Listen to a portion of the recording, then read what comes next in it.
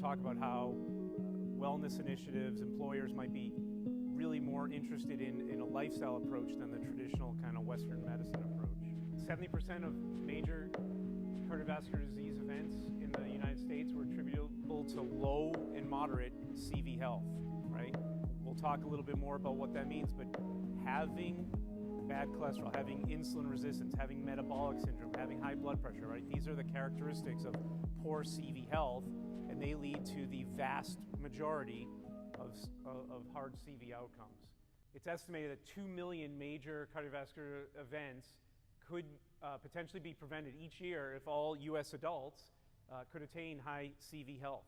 And even just a partial improvement in some of these CV health metrics, some of these scores, to just even a moderate level, right? So we're not even shooting for the sky. We're just trying to bring people up a little bit, could lead to the reduction of probably 1.2 million major CVD events annually. This is a lot of lives that are affected by this kind of stuff. We could talk about some of these things. I'm sure lots of people here know, but we'll go over them. These statistics are from the latest kind of compendium put out by the American Heart Association, which was in 2022. But from the year 2000 to the year 2018, the prevalence of obesity among males increased from 27% to 43%, right? So almost half the population of males in this country are now obese. Severe obesity increased from 3% to 7%. And among females, obesity went from 33% to 41%, right? 42%. Yay, men are now more than women. It's not really the race that we're hoping to win here. And severe obesity doubled from 6.2% to almost 12%. All right, so cholesterol. So we talked about obesity, cholesterol. From 2015 to 2018, 38% of adults had a total cholesterol greater than 200. That's not at goal. 28% had high LDL cholesterol. So we have a lot of people that are not at goal for a lot of different heart health metrics. From 2009 to 2019, the death rate attributable to high blood pressure increased by 30%, and the actual number of deaths attributable to high blood pressure rose 65%. Age-adjusted death rates attributable to high blood pressure per 100,000, 25 for non-Hispanic white males, 56 for non-Hispanic black males, right? So there's huge discrepancies in our health outcomes in this country, and you know, I just think that's sad in a country as advanced as the U.S. And again, it's 20 per 100,000 for non-Hispanic white females and almost double for non-Hispanic black females. In 2018, 57% of adults with high blood pressure were uncontrolled. Right? We are not doing a great job in this country. Diabetes, 28 million adults had diagnosed diabetes in the time span 2015 to 2018. 10 million adults had undiagnosed diabetes, and 113 million adults had prediabetes. That's a lot of people. I mean, the AHA actually says that that's 46% of the population of this country. And there's a cost, right? Not just an emotional cost to families who are losing loved ones, right? Not just a cost to you for lost quality of life, but there's a cost to our systems. There's a cost to healthcare. There's a cost to our employers. So compared to people with fewer than 2 ideal cardiovascular health components, people with greater than 5 ideal cardiovascular health components exhibited 25% lower median annual healthcare costs in general, not even related to heart disease, and 75% lower median annual CVD costs, right? So if there are employers in the room, think about that for your bottom line. And you might ask, you know, well, wait, if we're just talking about cardiovascular health metrics, why would it have an effect on non-CV issues? It's because, you know, it's like a rising tide floats all boats, right? If you're healthy, if you're eating healthy, if you're doing the right things, if you're exercising, if you're sleeping, that's not just a prescription for better heart health, right? We also know that lowers cancer risk, it lowers autoimmune disease risk, it lowers dementia risk, it lowers all these different things. So in terms of actual numbers, patients with 6 or 7 of the CV health components in the ideal category, there's only 7. So if you're the most healthy, if you have 6 or 7 of those CV health components, you had a 2,000 lower annual median healthcare expenditure than those who had only 0, 1, or 2 of those in the ideal category, right? So that's taking the healthiest compared to the least healthy. But even if you just take moderately healthy people, you still had almost $1,000 of savings per year per employee, right? So think about that for a second. So what can be done? Came out with these recommendations. Dr. Summers has talked about it. There's a lot of overlap between what the American College of Lifestyle Medicine is doing and what the AHA is trying to do here. It used to be Life's Simple 7 up until a couple years ago. A couple years ago, they added in sleep to make it Life's Essential 8 because we've realized the importance of quality sleep, which Alex talked about a little bit. And it really does matter. These factors matter because compared to people with the lowest number of those Essential 8 components, people with the highest number of those had an 80% lower risk of CV disease, 70% lower risk of stroke, 75% risk of dying from heart-related causes, and a 45% lower risk of dying from any cause, right? So those are powerful, right? And if we can focus on those 8 attributes, we can really dramatically improve our health, our community's health, our coworkers' health, the country's health, everything. So I'm just going to focus on a couple of these off the top, if that's okay. So we'll start with exercise, the impact of exercise on heart health, right? So can everybody see that? If you can't see that, raise your hand. That's fine. I'll read it to you. All right, so we know that there are tremendous health benefits associated with regular exercise, starting with just a lower risk of dying, right? That's probably the most important. But also lower risk of heart attacks, improving blood pressure, improving insulin sensitivity, improved quality of sleep, reduction in anxiety, depression, reduced risk of injuries from falls, which is really important as we get older, and improved cognition, right? You probably couldn't get a more concise list of the things that are most important to us as we age. Exercise, maybe people don't realize it, but exercise has been shown to reduce the risk of cancer, right? I'm a heart doctor talking about this stuff. You expect me to talk about heart-related stuff, but exercise can lower the risk of cancers, such as those listed up there.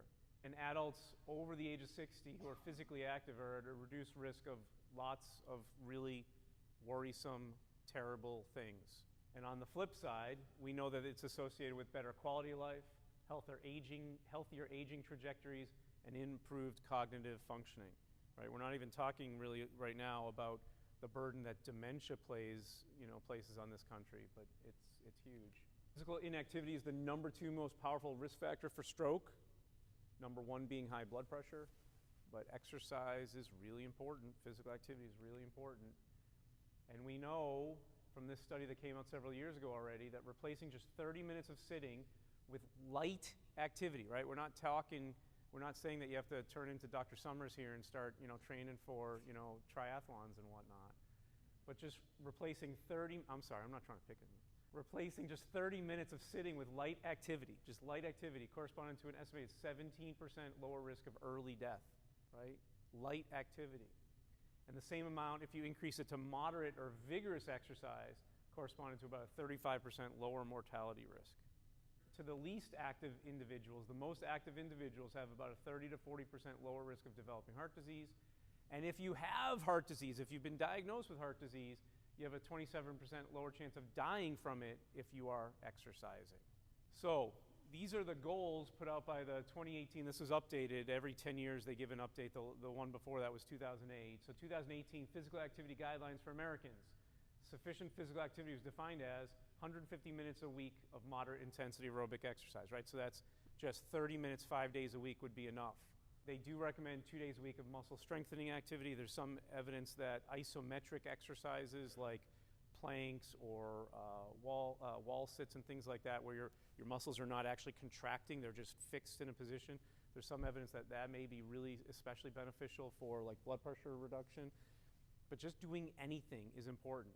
And this is one of the highlights in this 2018 Physical Activity Guideline update, is that they really spell out very clearly, I think I have it in my next slide. Nope, sorry, not the next slide. Any amount is fine, right? So you can tell for yourself, you can tell your loved ones, if for the clinicians in here, you can tell your patients that even as little as 5 minutes a couple times a day is sufficient, right? It doesn't all have to be done 30 minutes at a time. So I talk to my patients all the time. What about doing 10 minutes in the morning when you wake up, 10 minutes at lunch break, and 10 minutes when you come home, right? Well, I can't do that much. What about just 10 minutes at lunch break and call it a day, right? Just short, if you get an hour lunch break, use 10 or 15 minutes of that to go for a walk, to do something, and we'll start from there, right? Start, baby steps. Start from somewhere, right? Maintaining or improving fitness is associated with low risk of death. It's very clear. Lots of research shows this. And it is a fact also that it's the amount of exercise that makes a bigger difference than the intensity. So again, you do not have to start training for a marathon. You do not have to, take up some really aggressive training regimen. 10 minutes at light or moderate is really beneficial, right? You do not have to do vigorous activity. If you want to, that's fine, but you don't have to. And there is, at least from a heart standpoint, not from a physical fitness standpoint necessarily, but there is a point of diminishing return where the more you exercise, if you're over an hour and a half, you're not getting that much more heart benefit. You may be getting other benefit by burning calories or reducing sugars or other stuff, but in terms of heart disease, you're not getting that much more benefit. So even just walking 10 to 15 minutes a day was associated with significant reduction in the risk of developing heart disease or diabetes. And if you right now are more of a couch potato sedentary type of person, you're going to be the person that benefits the most from increasing activity, right? Going from moderate to vigorous, if you're already a moderate exerciser and stepping up to vigorous, you'll get some benefit, but not as much as somebody who goes from nothing to moderate or nothing to light. So this is one solution in the modern world. Even a little bit, 10 minutes of trying to find that remote control, walking around, is beneficial. All right, so I think it's also important to talk about smoking cessation because as much as I think probably most of the people in this crowd know that it's bad, we may not realize how bad it is. It's certainly, if you're an employer in this room, you should probably know because it affects your, the bottom dollar, the premiums. But we'll just spend a few minutes talking about smoking cessation. So, the good news is that rates are really, sorry this is a little bit small type, but the rates are really low for students, right? So that's really good. Active cigarette smoking, now it's not e-cigarettes or vaping, but active cigarette smoking is really low for young adults and teenagers. Unfortunately, e-cigarette use is increasing from 1.5% in 2011 to almost 20% in 2020, right? So this is really, truly an epidemic. And e-cigarettes are now the most commonly used tobacco product in our teenagers, unfortunately. Current smokers have a 2 to 4-fold increased risk of stroke compared with non-smokers, or if you've quit more than 10 years ago, the rate is low. So if you quit 10 years ago, your rate of a stroke is back down to kind of the level of a non-smoker, and you have a 2-fold risk of heart failure. Heart failure is a really, really bad diagnosis. The prognosis for heart failure is in the kind of the same spectrum as prognoses for many cancers that are out there. Cigarettes are healthy. Lots of markers of endothelia, the lining of the blood vessels get injured, oxidative stress, inflammation, blood clots, dysfunction of the blood vessels. All of these things lead to high blood pressure, lead to strokes, lead to heart attacks. And unfortunately, there is evidence that even daily and intermittent usage of e-cigarettes may be associated with MI or coronary heart disease. So quitting smoking is crucial. Helping your loved ones, yourself, helping your employees quit smoking is probably one of the most powerful things you can do to save lives right now. People who quit in their mid-30s to mid-40s gain 9 years of life. 9 years of life. And the later you quit, obviously, your body's been exposed to a lot more of that carcinogen, a lot more of those toxic substances, and so you don't get as much benefit as if you quit earlier. You're still getting benefit though. So even mid-50s to mid-60s, even if you've been smoking for 30, 40 years, there's still benefit to quitting smoking. And this is what I tell my patients when I talk to them to try to motivate them, is that on average, you're going to die 11 to 12 years prematurely, right? And sometimes the response to that is, well, everybody's got to go, doc, right? We're all going to die sometime. And I say, yes, but the key is prematurely, right? That's 12 years of missed grandchildren's lives, weddings, graduation ceremonies, all that kind of stuff that wouldn't have to happen. Yes, of course, we all die, but you don't have to do it 12 years too early.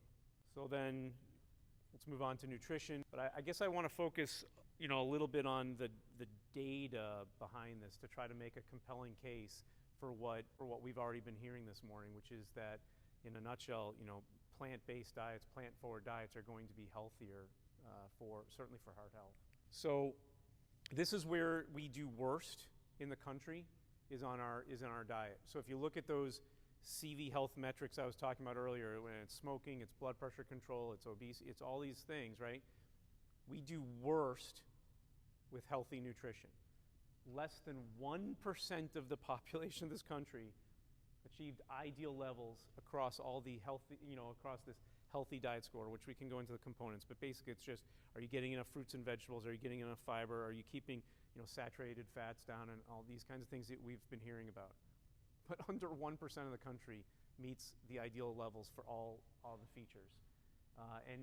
And so this is worse than uncontrolled diabetes, uncontrolled blood pressure, even smoking. We do a better job in this country of reducing smoking and having fewer people who smoke than dietary metrics. We know that improvements in dietary intake have been conclusively linked to decreases in heart attacks, strokes, cancers, diabetes, high blood pressure, dementia, autoimmune disease, all the things that we've been talking about. We've seen these quotes. It really is not a new concept. People have known for really honestly thousands of years that our nutrition drives our health. The question is, if I tell you, that we need to eat better and we need to have better nutrition, the question is, what do we change it to? And this is where mostly plants comes in. So in observational studies and in clinical trials, over decades worth of time, populations or groups that eat primarily plant-based diets have significantly lower cholesterol levels and lower rates of death from heart disease. So that's certainly the heart disease standpoint of it. And again, we don't really use the word vegan when I talk to my patients, right? Besides connotations, oftentimes vegan lifestyles means that you're not even wearing animal products, right? And that there's all these other different things that are part of that. And so I'm not jumping into that territory. I'm not touching that. I just try to focus on the dietary aspect of it, and so that's where I use the word plant-based. Plant-based also allows flexibility, right? We were talking, Dr. Summers' 80-20 rule potentially, or these things or even Michael Pollan or Mark Bittman, food columnists. All these people, the key is that if the majority of your diet is growing from the ground, you're going to have better health. Does that mean that you can't have salmon here and there? You can't have X there. I'm not going to start naming out food groups, but the point is that that's at least how I talk to my patients, is to try to move in that direction. And it becomes less intimidating, I think, if you do that. In terms of the data, plant-based or vegetarian diets have been shown to prevent and reverse heart disease, atherosclerosis. That's the process of plaque building up in your arteries. Prevent or cure diabetes, like Dr. Summers was saying with Neil Barnard's studies. Improve high blood pressure, prevent and reverse early prostate cancer. Actually, Dr. Ornish has been a huge researcher in this territory as well. He moved from heart disease now into basically all diseases, looking at how it can help reduce the risk of colon cancer, breast cancer, all sorts of things. So you might ask, well, why, right? What is it about a plant-based diet that makes it so healthy? And really, I think it's a combination of what plants have and what they don't have, right? What they don't have, so if you're eating more plants, you're subtracting out a lot of this stuff from your diet. And these are all things that in either basic science research or clinical trials have been shown to be really harmful for human health. And on the other hand, what plants have a lot of are plant-based proteins with specific amino acids, monounsaturated fats, polyunsaturated fats, and fiber. And having more of this stuff in your diet and less of this stuff in your diet really incontrovertibly, inarguably leads to better health. So let's just talk a little bit about the bad stuff. Red meat increases your risk of plaque buildup, that's atherosclerosis, diabetes, stroke, and cancers, right? So colorectal cancer, bladder, prostate, endometrial, and breast, all have been shown to have links to red meat intake. And it doesn't take a lot, right? So for every additional 3 ounces of red meat consumed daily, right? So think about 3 ounces. That's a bologna sandwich, right, at lunch. That's all that is. Roast beef sandwich. And that might even be more than 3 ounces. But for every 3 ounces additional in your diet, risk of death from heart disease was 16% higher, and risk of death from cancer was 10% higher. Think about that for a second. Think about 3 ounces. Of course, if you replace that serving, and that's even probably a half serving, if you replace that serving of meat with either nuts or low-fat dairy or whole grains, you'll have a lower risk of diabetes, that's for sure, 20 to 30%. And sorry, I'm jumping around here, but higher intake of processed meat is associated with a 20 to 25% increased risk of stroke. And of course, the World Health Organization has classified processed meats like bacon as a group 1 carcinogen, right? Same as tobacco or asbestos. Not political, this is not, motivational, this is all just evidence-based. Higher intake of processed meat was associated with an increased risk of stroke. I already said that, sorry. 23% increased relative risk of stroke. We had the highest intake of processed meat versus the lowest, right? To me, stroke is the most terrifying outcome that can happen, right? I'd rather die than have a stroke personally. So if I know that I'm doing something that increases my risk for stroke, I'm going to stop doing it. And here's another thing, so saturated fat, so animal products are going to be higher in saturated fat, certainly than plant products. The only plant products really that have saturated fat are like palm oil and things that have palm oil or coconut oil. But decreasing your calories from saturated fat by 5% and replacing them with unsaturated fat, which comes from plants, and you can reduce your risk of heart disease by 40%. Right? That's basically more powerful than any medication. That's on par with high-dose statin therapy. So for those non-clinicians in here, or for the clinicians, you could, if your doctor says to you, or if your nurse practitioner says to you, or if you are a nurse practitioner or doctor, and you say, Mrs. Smith, I want to put you on this statin to lower your risk of heart attack by 40%, you could say, time out. What if I just replace all my saturated fat with unsaturated fat? You'd be doing just as well. Again, what is it about plants? So I didn't want to spend the whole time talking about the bad stuff, right? Because I learned from Dr. Ornish, Dean Ornish, that it's good to focus on the positivity, right? So it's better to motivate people out of their positive experiences than out of fear, rather than fear. I don't tell patients, and they come back to me, and I think they agree, I don't tell patients so much, don't eat red meat because you'll have a heart attack, right? But I focus on eating healthy, and they're going to feel better, and they're going to have better health moving forward, right? Again, it's semantics, I understand, but focusing on the positive rather than the negative, I think really does lead to better outcomes, and better success, I should say. Just focusing on plant protein at first, there is evidence that intake of plant protein that comes from plant sources rather than animal sources, has been associated with favorable changes in blood pressure, waist circumference, weight, increased insulin sensitivity, right? That's the opposite of insulin resistance.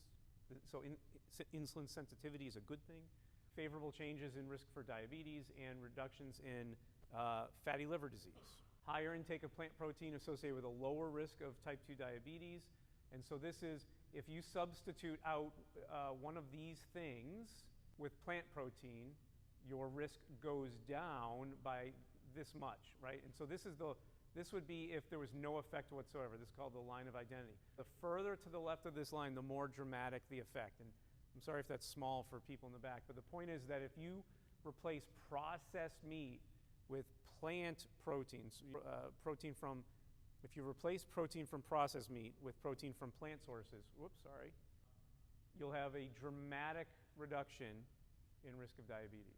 And in observational studies that collectively followed almost 250,000 lives, substituting again just 3% of energy from animal protein, substituting in plant protein, taking out the animal protein, and substituting in animal protein was associated with lower total mortality, lower cardiovascular disease-related mortality, and lower cancer mortality by 50% cancer mortality reduction, right? And so it may be hard to conceptualize what 3% of energy is, right? So what are we talking here?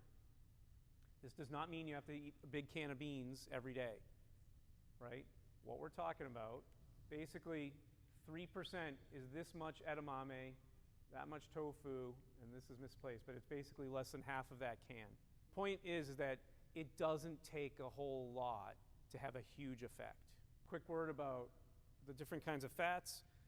Dr. Summers showed a slide earlier of beaches in the 1970s versus beaches now, right? And how we're all a lot heavier. And I think part of that was horrible messaging from the medical communities about how we all have to decrease fat, right? I'm sure everybody in this room has heard that message that fat is bad, that you're supposed to eat a low-fat diet. Of course, what's the problem is that we replaced all that fat with carbohydrates for the most part, and we all got fat. We all got fat. The other problem is that we equated unsaturated fat with saturated fat, and they should not be equated. They have different physiologic effects in the body. We do believe that unsaturated fat is healthier based on evidence. It's not that we believe it. We know that unsaturated fat is healthier, and saturated fat is unhealthy. Just a quick word about mono and polyunsaturated fats. With every 5% increase in energy from polyunsaturated fats replacing saturated fat, again, really, I don't want to make this too confusing, but again, just leaving behind foods that come from animals and increasing foods that come from plants are going to reduce your risk of heart attack. If you replaced all your saturated fat in your diet with polyunsaturated, that's typically omega-3s, can reduce risk of heart disease by 40%. Certainly I talk to patients that substituting good fats in for bad fats is a much more effective approach than reducing overall fat intake. Just have to be careful with the good fat, bad fat thing. Finally, fiber, and we already heard a lot about the benefits of fiber from both speakers. Hopefully that's a theme that you guys are tuning into and hearing. Our ancestors ate a whole lot more fiber than we do. The American Dietetic Association, in fact, these days recommends that a healthy diet should have 20 to 35 grams of fiber, but on average in this country, we're at 15 grams of fiber. So we are way, way, way below what we should be doing. We should be trying to at least double, if not triple that. We know that increased dietary fiber is associated with a whole host of beneficial changes in our body. I don't need to go through them all, they're there. Bottom line is that we know that increased dietary intake of fiber leads to a 22% reduction in the risk of death from any cause. 40% lower risk of dying from cancer. As I said, the ADA recommends 20 to 35 grams. We're less than that. And the goal is increasing these things that we can eat every day, right? You don't have to have some special restrictive diet, right? Beans, brown rice, fruits with the skin, almonds, high-fiber cereals, green peas, whole wheat bread. There's just so many ways you can get fiber into your diet. You can even drink a glass of psyllium or Metamucil, right? That's a reasonable way to get some more extra fiber in right there, right? So Dr. Summers already asked this question of the crowd. So you should know this, right? There's no fiber in animal products. They eat the fiber. We should be eating the fiber, right? So it's a combination of what plants have and what they are fortunately missing that leads to their health benefits. There is a growing convergence of scientific evidence that an optimal diet is mostly plant-based, with tons of fruits and veggies and whole grains and legumes, beans, lentils, chickpeas, nuts. I said nuts. That's low in refined carbs. Those are the simple carbs, right? The white rice, the white bread, the white flour pasta, and should be high in complex carbs, right? That's the beans and the lentils, veggies. Everybody's seen this already, right? It's a theme. So, Ornish diet, highly recommended, has been recommended for 10 years running as one of the best diets for health. International Agency for Research on Cancer says that, as I said, processed meat is carcinogenic based on sufficient evidence, so you should move away from meat. American Cancer Society also called for increasing plant-based foods, excluding or limiting red meat or processed meat to reduce cancer risk. It's hard to move societies, right? Societies are very political. It's really hard to get them to move. The data has to be rock solid for a society like the American Cancer Society to come out and say, you shouldn't be eating this stuff. Certainly the American College of Cardiology, my organization, and the American Heart Association, in their 2019 updated guidelines for the primary prevention of cardiovascular disease, recommend plant-based and Mediterranean diets along with fruits, nuts, veggies, legumes, lean veggies, and lean veggie or animal protein, preferably fish, right? Again, it's hard to get societies to come out and say, you need to eat none of that. So this kind of question has been asked, I think, in the audience similar to this, or people have talked like, well, geez, my wife, my husband, my partner, my whatever is not going to do that. So, or I'm not going to do that. But are there things I can do? Something like the Mediterranean diet, which really focuses on lean meats, is at least a good step in the right direction. As I said, just what I talk to with my patients is trying to just make steps in the right direction. So steps in the right direction are trying to include more plant-based foods in the diet, focusing on whole grains, doing some moderate exercise, minimizing saturated fat, sodium, refined carbs. When I talk to patients, I talk about making changes incrementally in the diet. So just trying to decrease red or processed meat, maybe trying to have one night set aside, right? I think it was Mark Bittman, but there's a lot of people that talk about meatless Mondays, right? That try to choose one night that you routinely say, we're not going to do meat tonight. We're just going to have a purely vegetarian meal. It's a good excuse to, do some research, try some new foods, try some new recipes. But if you set one night and you don't just make it random like, hey, tonight I feel like doing this, but you say, oh no, moving forward every Monday night, every Wednesday night is going to be a meatless night. Let's try to come up with some good things that we like, right? So that's going to be a good approach. Starting an exercise program, aiming for 10 to 15 minutes a day to start is what I tell my patients who do no exercise. Just start with something. And they say, oh, well, what's my heart rate supposed to be? I say, I don't even care about your heart rate. Doesn't matter. Don't check it. Don't worry about doing it. Just do something. Just get out there and start doing something. And of course, stop smoking. And then the handout I give to all my patients to just try to start them on this process is this, right? So something that's simple, that's actionable, that is specific, right? Sometimes when I give this to my patients, they say, but wait, isn't that everything? And for them it is, but that's why they're in a heart doctor's office. But these are things that I think that anybody can do, right, to try to get themselves a little bit healthier.